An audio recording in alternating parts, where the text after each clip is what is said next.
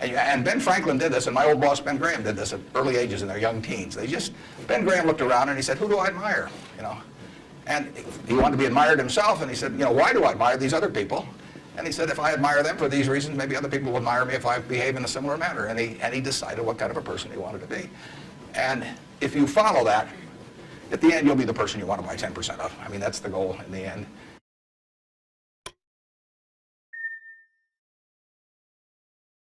Testing. 1 million, 2 million, 3, okay. I came in from Nebraska today, and you're probably all familiar with us, mainly by our football team. We have those fellows with the big white helmets with those red N's on them. I asked one of our starters the other day, what's the N stand for? And he said, knowledge. We make it tough on them, though. I mean, you don't coast through Nebraska just because you're a football player. They major in agricultural economics, and there's a 2-question final for all of the players. And first question is, what did old MacDonald have? And they were giving that to one of our potential Heisman trophy winners the other day, and he started to sweat. Finally, he brightened up. He said, farm. Professor delighted, of course. You don't want to flunk a Heisman candidate. So he said, you're halfway home. He said, just one more question. He said, how do you spell farm? Now the guy really starts to sweat. He looks at the ceiling and he looks around. Finally, his face brightens up and he says, E-I-E-I-O. So watch for that guy this year. He'll be dynamite. I really want to talk about what's on your mind, so we're going to do a Q&A in a minute. There are a couple questions I always get asked. People always say, well, who should I go to work for when I get out? And I've got a very simple answer. We may elaborate more on this as we go along, but the real thing to do is to get going for some institution or individual that you admire. I mean, it's crazy to take in-between jobs just because they look good on your resume or because you get a little higher starting pay. I was up at Harvard a while back, and a very nice young guy picked me up at the airport, Harvard Business School attendee, and he said, I went to undergrad here, and then I worked for X and Y and Z, and now I've come here. And he said, I thought it would really round out my resume perfectly if I went to work now for a big management consulting firm. And I said, well, is that what you want to do? And he said, no, but he said, that's the perfect resume. And I said, well, when are you going to start doing what you like? And he said, well, I'll get to that someday. And I said, well, your plan sounds to me a lot like saving up sex for your old age. It just doesn't make a lot of sense. I told that same group, I said, go to work for whomever you admire the most. And I said, you can't get a bad result. You'll jump out of bed in the morning and you'll be having fun. And the dean called me up a couple of weeks later. He said, what'd you tell those kids? He said, they're all becoming self-employed. So you've got to temper that advice a little bit. Play one game a little bit with me for just a minute, and then we'll get to your questions. I'd like for the moment to have you have you pretend I've made you a great offer, and I've told you that you could pick any one of your classmates, and you now know each other probably pretty well after being here for a while. You have 24 hours to think it over, and you can pick any one of your classmates, and you get 10% of their earnings for the rest of their lives.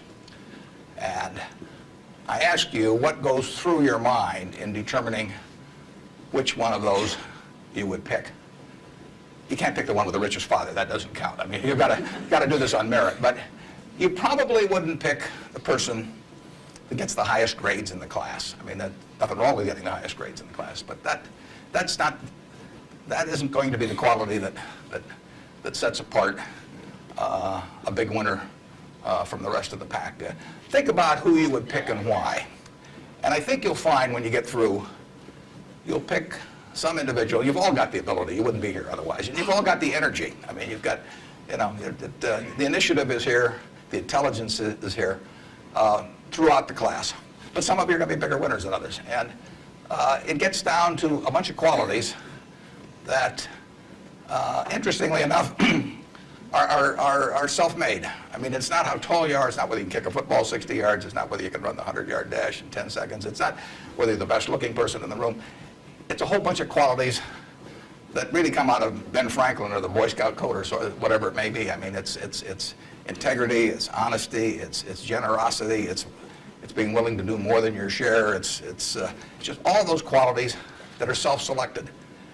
And then if you look on the other side of the ledger, because there's always a catch to these, free gifts and genie jokes. So you also have to, and this is the fun part, you also have to sell short one of your classmates and pay 10% of what they do. So who do you think is going to do the worst in the class? This is way more fun. And think about it again. And again, it isn't the person with the lowest grades or anything of the sort. It's the person who just doesn't shape up in the character department. I mean, we look for three things when we hire people. We look for intelligence, we look for initiative or energy, and we look for integrity. And if they don't have the latter, the first two will kill you. Because if you're going to get somebody without integrity, you want them lazy and dumb. I mean, you don't want them smart and energetic. So it's that third quality, but everything about that quality is your choice. You can't change the way you were wired much, but you can change a lot of what you do with that wiring. And it's the habits that you generate now on those qualities, or those negative qualities. I mean, the person who always, claims credit for things they didn't do, that always cuts corners, that you can't count on. I mean, in the end, those are habit patterns. And the time to form the right habits is when you're your age. I mean, it doesn't do me much good to get golf lessons now. If I'd gotten golf lessons when I was your age, I might be a decent golfer. But someone once said the chains of habit are too light to be felt until they're too heavy to be broken. And I see that all the time. I see people with habit patterns that are self-destructive when they're 50 or 60, and they really can't change them. They're imprisoned by that. But you're not imprisoned by anything. So when you write down the qualities of that person that you'd like to buy 10% of, look at that list and ask yourself, is there anything on that list I couldn't do? And the answer is there won't be. And when you look at the person you sell short, and you look at those qualities that you don't like, if you see any of those in yourself, egotism, whatever it may be, selfishness, you can get rid of that. I mean, that is not ordained. And if you follow that, and Ben Franklin did this, and my old boss Ben Graham did this at early ages in their young teens. Ben Graham looked around and he said, who do I admire? And he wanted to be admired himself, and he said, why do I admire these other people? And he said, if I admire them for these reasons, maybe other people will admire me if I behave in a similar manner. And he decided what kind of a person he wanted to be. And if you follow that, at the end, you'll be the person you want to buy 10% of. I mean, that's the goal in the end. And it's something that's achievable by everybody in this room. So that's the end of the sermon. Now let's talk about what's on your mind. And you can ask anything. The only thing I won't tell you is what we're buying or selling or about. I don't even tell myself that. I mean, I write it down, and then it's like the Coca-Cola formula. There's only two people can get into the trust department and find out what they are, and I don't know who the two are. So we don't talk about what we're buying or selling, but anything else is fair game, personal, business, anything you'd like to talk about. And actually, the tougher the questions are, the more interesting it is for me. So don't spare my feelings. I mean, just throw at my head. And with that, let's. I guess we've got a microphone. Is this the only microphone, or is there one on? It's the only microphone okay. Right here. To ask a question, you'll need to come down to this microphone. Just stand in line, and I'll be Regis Philbin, and you can. Yes. I have an old-fashioned belief that I only should expect to make money in things that I understand. And when I say understand, I don't mean understand, what the product does or anything like that. I mean understand what the economics of the business are likely to look like 10 years from now or 20 years from now. I know, in general, what the economics of, say, Wrigley chewing gum will look like 10 years from now. The internet isn't going to change the way people chew gum. It isn't going to change which gum they chew. If you own the chewing gum market in a big way, and you've got Double Mint and Spearmint and Juicy Fruit, those brands will be there 10 years from now. So I can't pinpoint exactly what the numbers are going to look like on Wrigley, but I'm not going to be way off if I try to look forward on something like that. Evaluating that company is within what I call my circle of competence. I understand what they do, I understand the economics of it, I understand the competitive aspects of the business. There can be all kinds of companies that have wonderful futures, but I don't know which ones they are. I've given talks in the past where I carry with me a 70-page, tightly printed list, and it shows 2,000 auto companies. Now, if at the start of the 20th century, you had seen what the auto was going to do to this country, the impact it would have on the lives of then your children and grandchildren and so on. It transformed the American landscape. But of those 2,000 companies, 3 basically survive. And they haven't done that well many times. So how do you pick 3 winners out of 2,000? I mean, it's not so easy to do. It's easy when you look back, but it's not so easy looking forward. So you could have been dead right on the fact that the auto industry, in fact, you probably couldn't have predicted how big an impact it would have. But you wouldn't have, if you'd bought companies across the board, you wouldn't have made any money, because the economic characteristics of that business were not easy to define. I've always said the easier thing to do is figure out who loses. And what you really should have done in 1905 or so, when you saw what was going to happen with the auto, is you should have gone short horses. There were 20 million horses in 1900, and there's about 4 million horses now. So it's easy to figure out the losers. You know, the loser is the horse. But the winner was the auto overall. But 2,000 companies just about failed. A few merged out and so on. There were 3 companies, auto companies, in the Dow Industrials in the 1920s and 30s. Studebaker, Nash Kelvinator, and Hudson Motor. Now those names are all familiar to me, and maybe some of them are familiar to you, but they're not making any cars. You know, they didn't make money, and yet at one time they were in the Dow 30. They were the aristocrats of American business, and they got creamed. So figuring out the economic characteristics of the winners in a wonderful business is not easy. In North Carolina, you know, Orville and Wilbur took off. Well, I guess Orville took off and Wilbur watched. I'd have been Wilbur. But if you could have seen the future of the airline business from that point forward and how that would transform things, you know, it would have blown you away. And it's excited people, incidentally, ever since. But if there had been a capitalist at Kitty Hawk, he should have shot Orville down. I mean, because it's done nothing but cost investors money. There were over 400 airplane companies in the 1920s and 30s alone. There was in Omaha. There was in Nebraska. We were the Silicon Valley, apparently, of aircraft. And they all disappeared. It's been a terrible business. At the end of 1991, if you'd added up the aggregate earnings from all airline companies with billions poured in, since Wilbur and Orville were down there, they came to less than 0. The number of passengers went up every year.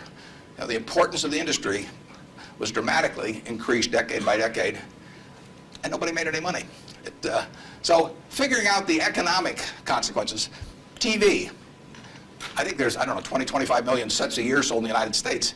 I don't think there's one of them made in the United States anymore. I mean, you'd say TV set manufacturer, what a wonderful business. I mean, everybody, you know, nobody had a TV in 1950, or thereabouts 45 to 50.